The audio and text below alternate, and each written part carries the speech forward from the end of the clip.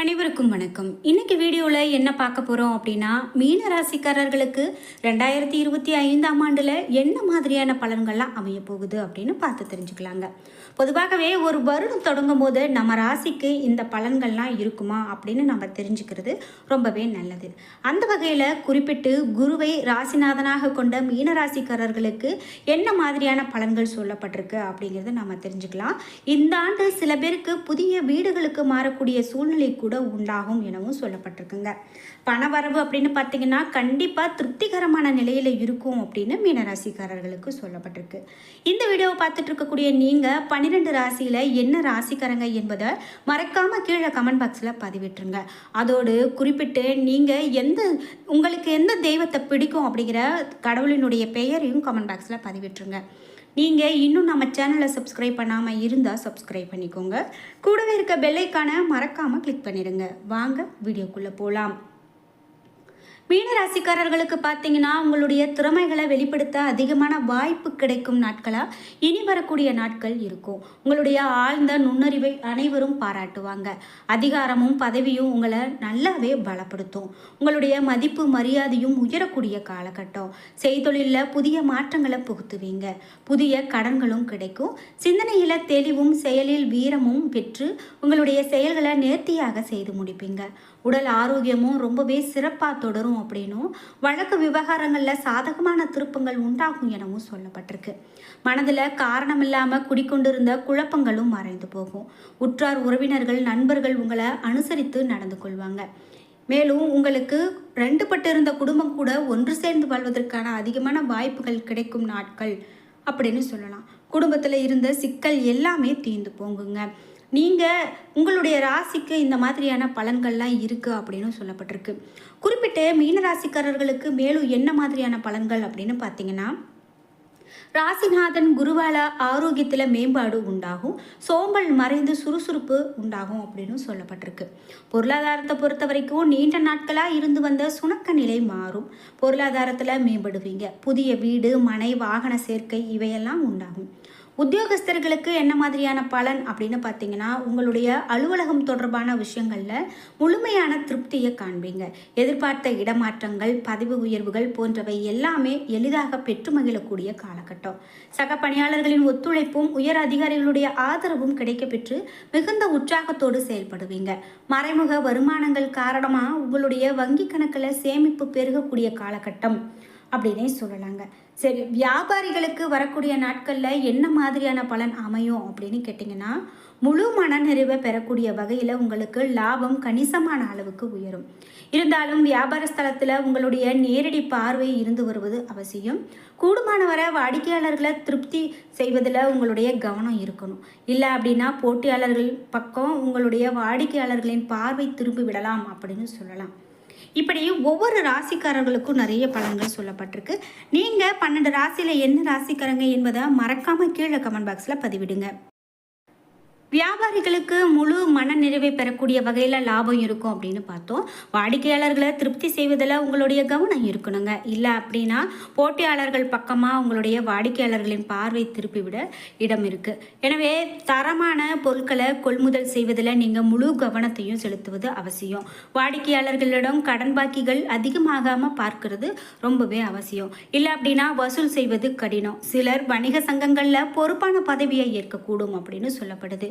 சரி, கலைத்துறையினருக்கு எப்படி இருக்கும் அப்படின்னு கேட்டிங்கன்னா, புதிய வாய்ப்புகள் எளிதில் கிடைக்கக்கூடிய காலகட்டம் அப்படின்னு சொல்கிறதால நீங்கள் பெரும் முயற்சி செய்ய வேண்டிய அவசியமில்லாமலேயே வாய்ப்புகள் உங்களை தேடி வரும். என்றாலும் சக கலைஞர்களுடைய போட்டியிடக்கூடிய கடுமையாக காலகட்டமாக இருக்கும் அப்படின்னு சொல்லலாம். புதிய ஒப்பந்தங்களில் கையெழுத்திடும்போது கொஞ்சம் எச்சரிக்கையோடு இருக்கிறது நல்லது. முழுசாக எதையும் படித்து பார்த்து கையெழுத்து போடுவது சிறப்பு. உங்களுடைய புகழும் பொருளாதார அந்தஸ்தும் உயரக்கூடிய வாய்ப்பு உண்டு. எல்லோரிடமும் அனுசரணையாகவும் சுமூகமாகவும் நடந்து கொள்வதன் மூலமாக உங்களுக்கு உரிய வாய்ப்புகளில் சில பிற கலைஞர்களுக்கு கை நழுவி போகாமல் காத்து கொள்ளக்கூடிய முடியும் அப்படின்னு சொல்லலாங்க. சரி, பூரட்டாதி நட்சத்திரக்காரங்களுக்கு எப்படி இருக்கும் அப்படின்னு கேட்டால், இந்த ஆண்டு நீங்கள் செய்யக்கூடிய காரியங்களுக்கு இருந்த தடைகள் நீங்கும். எதிர்ப்புகள் விலகும். பணவரத்து கூடும். உத்தியோகத்தில் தொடர்பான கவலைகள் உங்களுக்கு நீங்கும். சக ஊழியர்களிடம் இருந்து வந்த கருத்து வேற்றுமை குறையும். எல்லாவற்றிலும் நன்மை உண்டாகும். காரிய தடைகள் நீங்கும். உத்திரட்டாதி நட்சத்திரக்காரர்களுக்கு எப்படி இருக்கும் அப்படின்னு கேட்டிங்கன்னா, ஆண்டு புதிய வாய்ப்புகள் உங்களுக்கு கிடைக்கும் இந்த ஆண்டு. மேலும் பண தேவைகள் பூர்த்தியாகும், வாகனங்கள் வாங்கி மகிழ்வீங்க, மன நிம்மதி கிடைக்கும், காரிய வெற்றி உண்டாகும். நீண்ட நாட்களாக நினைத்திருந்த காரியம் வெற்றி அடையும். மேலிடத்துல இருந்து நல்ல செய்தி வந்து சேரும். பணவரத்து கண்டிப்பாக உண்டாகும். மேலும் புதிய முயற்சிகளை தள்ளி போடுவது உங்களுக்கு ரொம்பவே நல்லது அப்படின்னு சொல்கிறாங்க. வியாபாரிகளுக்கு காரிய தடை ஏற்படலாம், அதனால் நீங்கள் கவனமாக செயல்படுவது ரொம்பவே நல்லது. பழைய கசப்பான சம்பவங்களை பற்றி நீங்கள் யாருக்கிட்டையும் விவாதிக்காமல் இருக்கிறது ரொம்பவே நல்லதுங்க. சிலருடைய போலித்தனத்தை எண்ணி நீங்கள் வருத்தப்படக்கூடிய காலகட்டமாக இந்த வருடம் உங்களுக்கு இருக்கலாம். அதே போல் எந்த ஒரு விஷயத்தையுமே நீங்கள் கண்டுக்காமல் இருக்கிறதே நல்லது. மேலும் கடன் பிரச்சனையால் கௌரவம் குறைஞ்சிடுமோ அப்படின்னு நீங்கள் பயப்பட்டு வந்திருப்பீங்க. இருந்தாலும் உரிய தருணத்தில் நல்ல ஒரு தீர்வு உங்களுக்கு கிடைக்கும் அப்படின்னு சொல்லலாம். கடன் பிரச்சனைகள் இருந்தாலும் கூட அதை சீக்கிரத்திலேயே அடைக்கக்கூடிய ஒரு வாய்ப்பும் கிடைக்கும். சில தருணங்களில் உள்ளுணர்வின் எச்சரிக்கையை நீங்கள் தட்டி கழித்து விட்டோமோ என்று எண்ணி ஆதங்கப்படுவீங்க. கூடா பழக்கங்களில் இருந்து முழுமையாக வெளியேறுவது உங்களுக்கு நல்லது அப்படின்னு சொல்கிறாங்க. அதே போல் இந்த ஆண்டினுடைய தொடக்கம் முதல் 10/5/2025 இந்த நாள் வர குரு உங்களுடைய ராசிக்கு 3ஆம் வீட்டில் நிற்கிறதால புதிய முயற்சிகளை நீங்கள் தள்ளி போய் உங்களுக்கு முடியலாம். ஒரே நேரத்தில் 2-3 வேலைகளை பார்க்க வேண்டிய சூழ்நிலை கூட உருவாகலாம். மே 11 முதல் வருடம் முடியும் வர குரு பகவான் உங்களுடைய ராசிக்கு 4ஆம் வீட்டில் அமர்வதால் இழுபறியாக இருந்த காரியங்கள் எல்லாமே முடிவடையும் என்று சொல்லலாம். குருவினுடைய சஞ்சாரப்படி தாயாருக்கு முதுகு மூட்டு வலி, சிறு சிறு அறுவை சிகிச்சைகள் இவை எல்லாமே வந்து போகும். ஆனால் நீங்கள் எல்லாமே சரியாகும் அப்படின்னு நம்புறது தான் நல்லது. தாயார், மாமன், அத்தை வழியில் மனஸ்தாபங்கள் வந்து நீங்களாம். மேலும் வாகனத்தில் செல்லும்போது தலைக்கவசம் அணிந்து போகிறது ரொம்ப சிறப்பு. ஏன்னா அது உங்களுக்கு சிறந்த ஒரு பாதுகாப்பாக இருக்கும். இந்த நேரத்தில் சொத்து வாங்கும்போது சட்ட நிபுணர்களை கலந்து ஆலோசித்து தாய்ப்பத்திரம், வில்லங்க சான்றிதழ்களை சரிபார்த்து வாங்குறது ரொம்ப நல்லதுங்க. அதே போல் நீங்கள் எந்த ஒரு விஷயத்தையுமே எடுத்தேன் கவித்தன்னு செய்யக்கூடாது. மேலும் சந்தை நிலவரங்களை விரல் நுனியில் வைத்துக்கொண்டு அதற்கு ஏற்ப முதலீடு செய்யக்கூடிய ஒரு காலகட்டமாக இந்த காலகட்டம் உங்களுக்கு இருக்கும். பர்னிச்சர், மருந்து, இரும்பு வகைகளால் கண்டிப்பாக ஆதாயம் பெறக்கூடிய ராசி இந்த ராசி. வியாபாரிகளுக்கு எப்படி இருக்கும் அப்படின்னு கேட்டிங்கன்னா, வியாபார ஏற்றுமதி, இறக்குமதி, வரி தாக்கல்கள் போன்றவற்றால் அரசு கெடுபிடிகள் உங்களுக்கு தளரும். வாடிக்கையாளர்களை திருப்திப்படுத்த புது சலுகைகளை அறிவிப்பீங்க.